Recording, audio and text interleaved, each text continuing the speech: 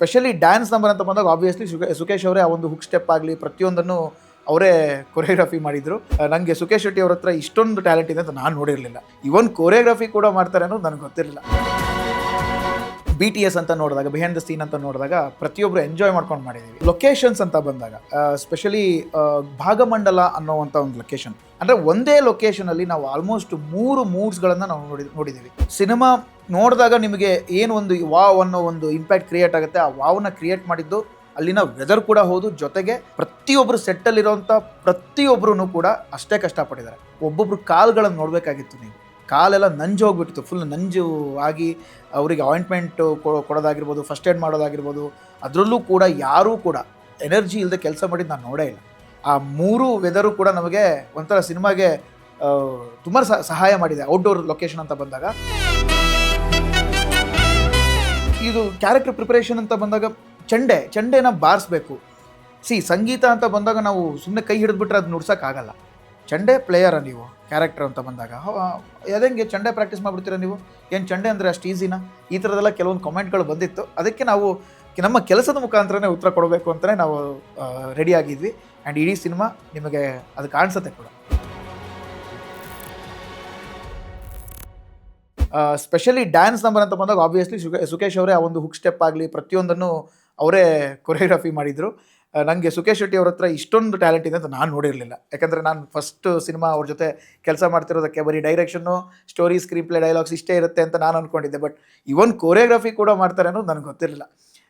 But ತುಂಬ ಚೆನ್ನಾಗಿ ನಾವು ಆ ಸಾಂಗ್ನ ಕ್ಯಾಪ್ಚರ್ ಮಾಡಿದ್ವಿ. ಎಸ್ಪೆಷಲಿ ನಮ್ಮ ಛಾಯಾಗ್ರಾಹಕರು ಗುರುಪ್ರಸಾದ್ ನಾರನಾಡ್ ಅಂತ, ಅವರು ಕೂಡ ಅಷ್ಟೇ ಅದ್ಭುತವಾಗಿ ಆ ಒಂದು ಸೀನ್ನ ಕ್ಯಾಪ್ಚರ್ ಮಾಡಿದ್ದಾರೆ. ಆ್ಯಂಡ್ ನನ್ನ BTS ಅಂತ ನೋಡಿದಾಗ, ಬಿಹೈಂಡ್ ದ ಸೀನ್ ಅಂತ ನೋಡಿದಾಗ ಪ್ರತಿಯೊಬ್ಬರು ಎಂಜಾಯ್ ಮಾಡ್ಕೊಂಡು ಮಾಡಿದ್ದೀವಿ. ಅಲ್ಲಿ ನೀವು ಸಾಂಗಲ್ಲಿ ನೋಡ್ಬೋದು, ಅಲ್ಲಿ ಯಾವುದೇ ಫೇಕ್ನೆಸ್ಸೇ ಇಲ್ಲ. ನಾನು ರಾಮ್ನ ಕಿಂಡಲ್ ಮಾಡೋದಾಗಿರ್ಬೋದು, ಅಥವಾ ಬೇರೆಯವ್ರು ನನ್ನ ಕಿಂಡಲ್ ಮಾಡೋದಾಗಿರ್ಬೋದು, ಎಲ್ಲ ಈ ಥರ ಕಾಲು ಎಳ್ಕೊಂಡೇ ನಾವು ಕೆಲಸ ಮಾಡಿರೋದು. ಲೊಕೇಶನ್ಸ್ ಅಂತ ಬಂದಾಗ ಸ್ಪೆಷಲಿ ಭಾಗಮಂಡಲ ಅನ್ನೋವಂಥ ಒಂದು ಲೊಕೇಶನ್ ಮಡಿಕೇರಿ ಭಾಗದಲ್ಲಿರುವಂಥದ್ದು, ಅಂದರೆ ತಲಕಾವೇರಿ ಏನಿದೆ ಅದರ ತಪ್ಪಲಿನಲ್ಲಿ ಇರುವಂಥ ಒಂದು ಊರು ಭಾಗಮಂಡಲ. ಅದ್ಭುತವಾದಂಥ ಊರು. ನಾನು ಇಲ್ಲಿವರೆಗೂ ಆ ಜಾಗದ ಹೆಸರು ಕೇಳಿದ್ದೀನಿ, ಬಿಟ್ಟರೆ ಹೋಗಿರಲಿಲ್ಲ. ಯೂಶ್ವಲಿ ಮಡಿಕೇರಿ ಅಂತ ಬಂದಾಗ ನಮಗೆ ಬರೀ ಮಡಿಕೇರಿ ಸಿಟಿ ಅದು ಬಿಟ್ಟರೆ ಅದೊಂದು 2 ಲೊಕೇಶನ್ಸ್ಗಳು ನೋಡ್ಬಿಟ್ಟು ನಾವು ಹೋಗ್ಬಿಡ್ತೀವಿ. ಬಟ್ ಈ ಮಡಿಕೇರಿಯ ಒಳಗಡೆ ಹೋದರೆ ನಮಗೆ ಇನ್ನೇನು ಕೇರಳ ಬಾರ್ಡರ್ ಸಿಗುತ್ತೆ. ಆ ಕೇರಳ ಬಾರ್ಡ್ರಲ್ಲಿರುವಂಥ ಒಂದು ಊರು ಭಾಗಮಂಡಲ ಮತ್ತು ತಲಕಾವೇರಿ. ಈ ಭಾಗಮಂಡಲದಲ್ಲಿ ನಮಗೆ ವಿಚಿತ್ರವಾದಂಥ ಒಂದು ಎಕ್ಸ್ಪೀರಿಯನ್ಸ್ ಏನು ಅಂತಂದರೆ, ಫಸ್ಟ್ ಆಫ್ ಆಲ್ ನಾವು ಹೋಗಿದ್ದೆ ಮಳೆಗಾಲದ ಸೀಸನ್ನಲ್ಲಿ. ನಮ್ಮ ಶೂಟಿಂಗ್ ಸ್ಟಾರ್ಟ್ ಆಗಿದ್ದೆ ಆಲ್ಮೋಸ್ಟ್ ಜುಲೈಯಲ್ಲಿ.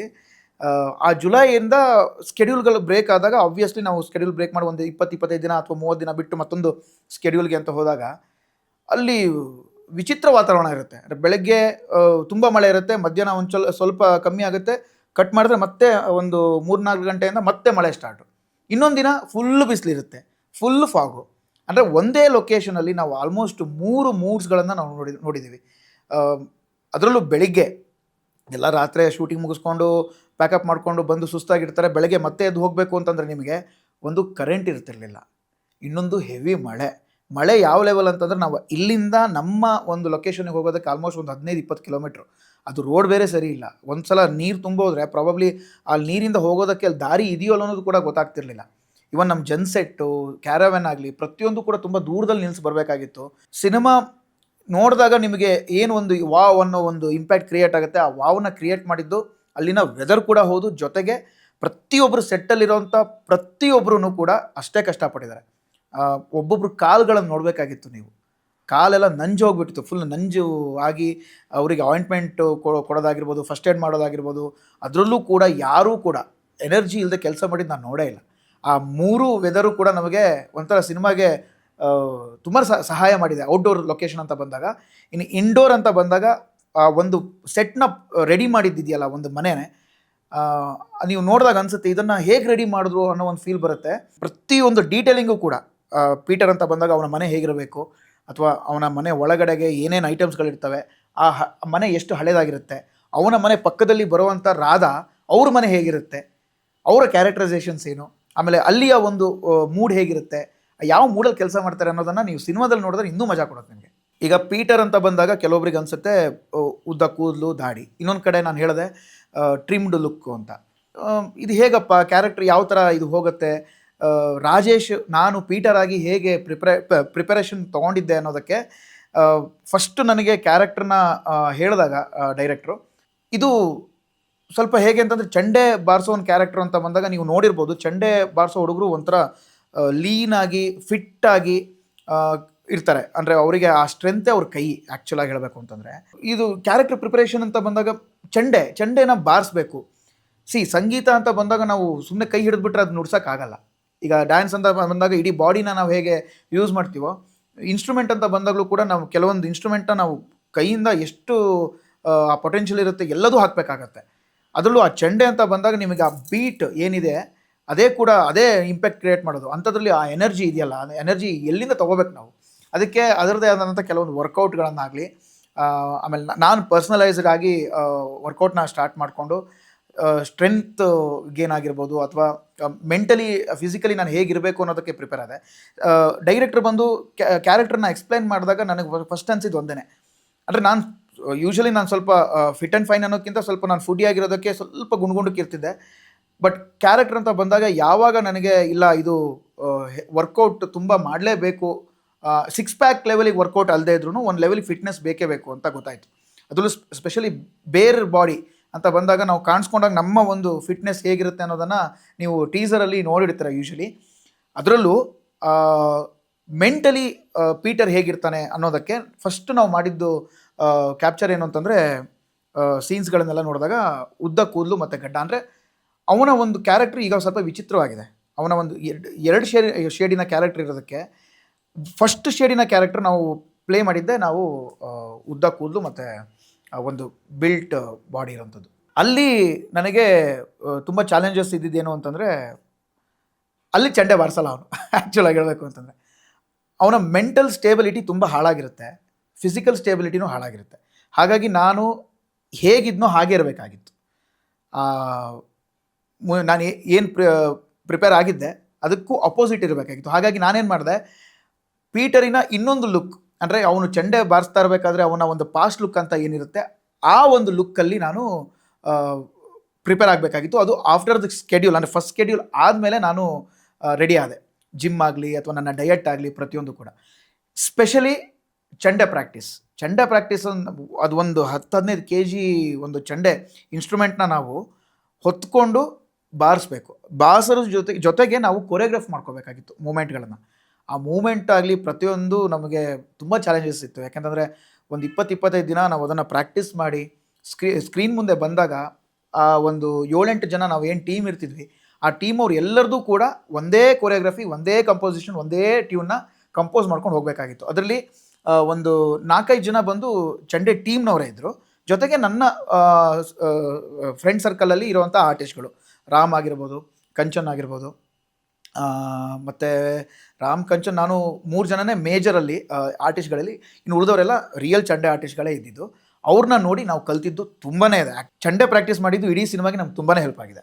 ಇದ್ರ ಜೊತೆಗೆ ಚಂಡೆ ಪ್ರಾಕ್ಟೀಸ್ ಅನ್ನೋದು ಯಾವಾಗ ಮಾಡ್ತಿದ್ವಿ ಅಂತಂದರೆ, ನಾವು ಆಫ್ಟರ್ ದ ಪ್ಯಾಕಪ್, ಅಂದರೆ ಸಿನಿಮಾ ಕಂಪ್ಲೀಟಾಗಿ ನಾವು ಏನೇನು ಶೂಟ್ ಇತ್ತು ಆ ದಿನ ಸ್ಕೆಡ್ಯೂಲೆಲ್ಲ ಮುಗಿಸ್ಕೊಂಡ್ಬಂದು ಫ್ರೆಶ್ ಅಪ್ಪು ಕೂಡ ಆಗ್ತಿರ್ಲಿಲ್ಲ ಎಷ್ಟೋ ಟೈಮಲ್ಲಿ.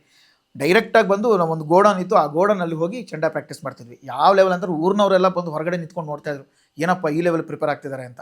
ಯಾಕೆಂದ್ರೆ ತುಂಬ ಜನ ನನಗೆ ಸೋಷಿಯಲ್ ಮೀಡಿಯಾದಲ್ಲಿ ಕೇಳಿದರು, ಚಂಡೆ ಪ್ಲೇಯರಾ ನೀವು ಕ್ಯಾರೆಕ್ಟರ್ ಅಂತ ಬಂದಾಗ, ಅದಂಗೆ ಚಂಡೆ ಪ್ರಾಕ್ಟೀಸ್ ಮಾಡಿಬಿಡ್ತೀರಾ ನೀವು, ಏನು ಚಂಡೆ ಅಂದರೆ ಅಷ್ಟು ಈಸಿನಾ, ಈ ಥರದ್ದೆಲ್ಲ ಕೆಲವೊಂದು ಕಮೆಂಟ್ಗಳು ಬಂದಿತ್ತು. ಅದಕ್ಕೆ ನಾವು ನಮ್ಮ ಕೆಲಸದ ಮುಖಾಂತರನೇ ಉತ್ತರ ಕೊಡಬೇಕು ಅಂತಲೇ ನಾವು ರೆಡಿ ಆಗಿದ್ವಿ. ಆ್ಯಂಡ್ ಇಡೀ ಸಿನಿಮಾ ನಿಮಗೆ ಅದು ಕಾಣಿಸುತ್ತೆ ಕೂಡ. ಥಿಯೇಟ್ರಿಕಲ್ ಎಕ್ಸ್ಪೀರಿಯನ್ಸ್ ಅಂತ ಬಂದಾಗ, ಈಗ ಥಿಯೇಟ್ರಿಕಲ್ ಎಕ್ಸ್ಪೀರಿಯನ್ಸ್ ಪ್ರತಿಯೊಬ್ಬರಿಗೂ ತುಂಬ ಮ್ಯಾಟ್ರ್ ಆಗುತ್ತೆ. ಯಾಕಂದರೆ ಒಂದು ಸಲ ದುಡ್ಡು ಕೊಟ್ಟು ಒಳಗಡೆ ಬಂದಿರ್ತೀವಿ. ಇಲ್ಲಿ ಟೀಸರಲ್ಲಿ ಏನು ಬಿಟ್ಟಿರ್ತೀವಿ ಅದು ಎಲ್ಲರೂ ನೋಡಿರ್ತೀರ.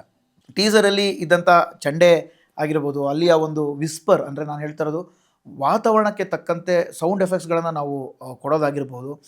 ಜೊತೆಗೆ ಕ್ಯಾರೆಕ್ಟರ್ ನರೇಷನ್ ಕೂಡ ಸ್ಕ್ರೀನ್ ಪ್ಲೇ ಮುಖಾಂತರ ಹೇಗೆ ಹೋಗುತ್ತೆ ಅನ್ನೋದು ಕೂಡ ಕುತೂಹಲ ಇರುತ್ತೆ.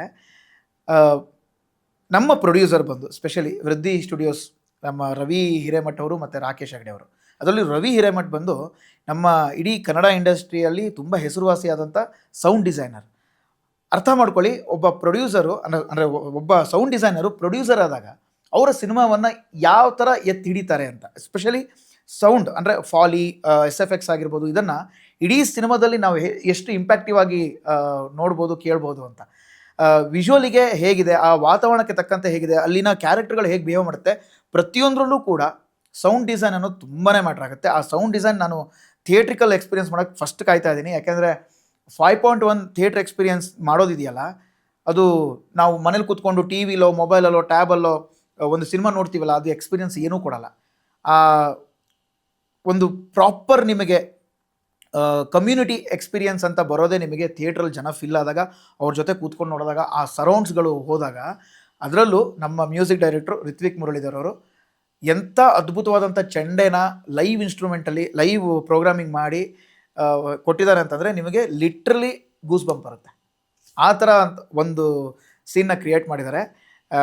ಬಿಕಾಸ್ ಒಂದು ಮ್ಯೂಸಿಕಲ್ ಜರ್ನಿ ಜೊತೆಗೆ ಒಂದು SFX ಇಂಪ್ಯಾಕ್ಟ್ನ, ಆಮೇಲೆ ಜೊತೆಗೆ ಸ್ಕ್ರೀನ್ ಪ್ಲೇ, ಡೈರೆಕ್ಷನ್ ಆಗಿರ್ಬೋದು, ಎಡಿಟಿಂಗ್ ಆಗಿರ್ಬೋದು, DI ಆಗಿರ್ಬೋದು, ಇದೆಲ್ಲ ತಮಾಷೆ ಅಲ್ಲ. ಒಂದು ಸಿನಿಮಾ ಎಕ್ಸ್ಪೀರಿಯನ್ಸ್ ಕೊಡಬೇಕು ಅಂತಂದರೆ ಎಲ್ಲನೂ ನಿಮಗೆ ಒಟ್ಟಿಗೆ ಅದ್ಭುತವಾದಂಥ ಒಂದು ಪ್ರಾಡಕ್ಟ್ನ ರೆಡಿ ಮಾಡಿಕೊಡುತ್ತೆ. ಅದು ಪೀಟರಲ್ಲಾಗಿದೆ. 100% ನಾನು ಹೇಳ್ತೀನಿ, ಪೀಟರ್ ನೀವು ಒಂದು ಸಲ ಒಳಗಡೆ ಬಂದು ನೋಡಿದಾಗ ಒಂದು ಹೊಸ ಎಕ್ಸ್ಪೀರಿಯನ್ಸ್ ಜೊತೆಗೆ ನೀವು ಆಚೆ ಹೋಗ್ತೀರಾ. ಆ ಎಕ್ಸ್ಪೀರಿಯನ್ಸ್ ಏನಿಲ್ಲ ಅಂತಂದರೂ ಇನ್ನೊಂದು 10 ಜನಕ್ಕೆ ನೀವೇ ರೆಕಮೆಂಡ್ ಮಾಡ್ತೀರಾ, ಈ ಸಿನಿಮಾ ಚೆನ್ನಾಗಿದೆ, ಬಂದು ಹೋಗಿ ನೋಡ್ಕೊಂಬನ್ನಿ ಅಂತ. ಬಿಕಾಸ್ ಆ ಇಂಪ್ಯಾಕ್ಟ್ ಕ್ರಿಯೇಟ್ ಮಾಡಿರೋದು ಸೌಂಡ್ ಆಗಿರ್ಬೋದು, DI ಆಗಿರ್ಬೋದು, ವಿಜುವಲ್ ಆಗಿರ್ಬೋದು, ಎಡಿಟ್ ಆಗಿರ್ಬೋದು, ಪ್ರತಿಯೊಂದು ಕ್ಯಾರೆಕ್ಟ್ರು ಕೂಡ ನಿಮಗೆ ನೆನಪಲ್ಲಿ ಉಳಿಯುತ್ತೆ.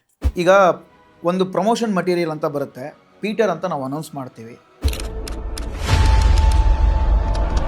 ಒಂದಷ್ಟು ಜನಕ್ಕೆ ಇಷ್ಟ ಆಗುವಂಥ ಒಂದು ಸಿನಿಮಾ ಮಾಡಿರ್ತೀವಿ. ಇನ್ನು ಸೆಕೆಂಡ್ ಅಂತ ಬಂದಾಗ ಒಂದು ಎಕ್ಸ್ಪೆಕ್ಟೇಷನ್ಸ್ ಇರುತ್ತೆ, ಏನು ಮಾಡ್ತಾರೆ ಇವರು ಅಂತ. ಇಂಡಸ್ಟ್ರೀಲಿ ಒಂದಷ್ಟು, ನಮ್ಮ ಕನ್ನಡ ಇಂಡಸ್ಟ್ರೀಲಿ ಒಂದಷ್ಟು ಟಾಕ್ಸ್ಗಳು ಕ್ರಿಯೇಟ್ ಆಗಿದ್ದಂತೂ ನಿಜ. ಯಾಕೆಂತಂದ್ರೆ ತುಂಬ ಜನ ಹೇಳಿದ್ರೆ ಓಕೆ ಏನೋ ಪೋಸ್ಟರಲ್ಲಿ ಬಂದಿದ್ದಾರೆ, ವಿಜುವಲಲ್ಲಿ ಗೊತ್ತಾಗುತ್ತೆ, ಅದು ಇದು.